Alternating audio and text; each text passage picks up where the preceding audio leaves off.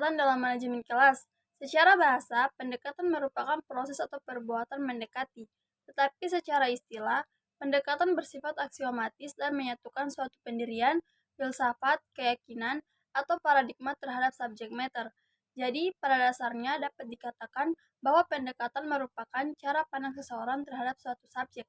Pendekatan dalam manajemen kelas dapat diartikan sebagai cara pandang seorang guru dalam kegiatan pengelolaan kelas.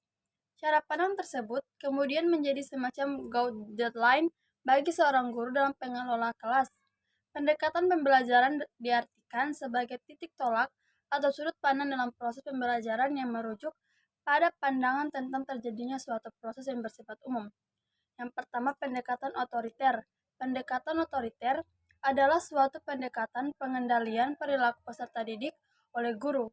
Tujuan guru yang utama adalah mengendalikan perilaku peserta didik karena gurulah paling mengetahui dan berurusan dengan peserta didik. Tugas ini sering dilakukan guru dalam menciptakan dan menjalankan peraturan dan hukuman. Kelebihan pendekatan otoriter. Pendekatan otoriter menawarkan 5 strategi yang dapat diterapkan dalam manajemen. 5 strategi yang dapat diterapkan dalam manajemen kelas yaitu menetapkan dan menegakkan peraturan, memberikan perintah, pengarahan dan pesan, menggunakan teguran, menggunakan pengendalian dengan mendekati, menggunakan pemisahan dan pengucilan. Kelemahan pendekatan otoriter. Pendekatan otoriter janganlah dipandang sebagai strategi yang bersifat mengintimidasi. Guru yang mempraktekkan pendekatan otoriter dapat memaksakan kepatuhan, merendahkan peserta didik, dan tidak bertindak kasar.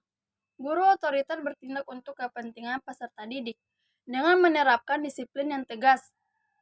Pendekatan ini kurang mantap dalam pelaksanaan, baik perintah maupun larangan dapat diterapkan atas dasar generalisasi masalah-masalah pengelolaan kelas tertentu. Umumnya, guru yang menganut pendekatan otoriter menganggap apa yang ia katakan atau ajarkan adalah benar.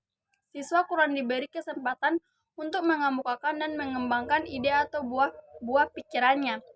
Siswa dikekang di dalam mengembangkan sifat dan potensi kreatif, kritis, dinamis, dan potensi yang tersedia di dalam diri siswa.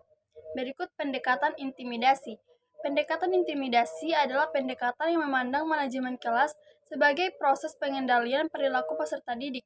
Peranan guru adalah memaksa peserta didik berperilaku di dalam mengembangkan sifat dan potensi kreatif, kritis, dinamis, dan potensi yang tersedia di dalam diri siswa. Berikut pendekatan intimidasi. Pendekatan intimidasi adalah pendekatan yang memandang manajemen kelas sebagai proses pengendalian perilaku peserta didik. Peranan guru adalah memaksa peserta didik berperilaku sesuai dengan perintah guru. Kelebihan pendekatan intimidasi. Yang berikut pendekatan intimidasi berguna dalam situasi tertentu dengan menggunakan teguran keras. Perilakuan yang menggunakan pendekatan ini akan menjadikan siswa tidak mengulangi perbuatannya lagi, dan sebagai suatu proses untuk mengontrol tingkah laku anak didik. Kelemahan pendekatan intimidasi yaitu penggunaan pendekatan ini hanya bersifat pemecahan masalah secara sementara dan hanya menangani gejala-gejala masalahnya, bukan masalah itu sendiri. Tumbuhnya sikap bermusuhan dan hancurnya hubungan antara guru dan peserta didik. Siswa merasa dikucilkan dan takut terhadap guru. Pendekatan ini tidak berlaku untuk situasi kelas yang ricuh atau ramai, keseluruhan karena bersifat individu.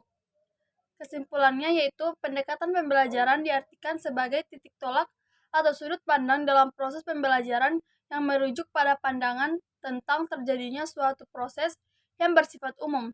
Dalam hal ini terdapat 4 pendekatan yaitu pendekatan permisif, pendekatan instruksional, pendekatan proses kelompok, dan pendekatan sosio-emosional. Sekian, terima kasih.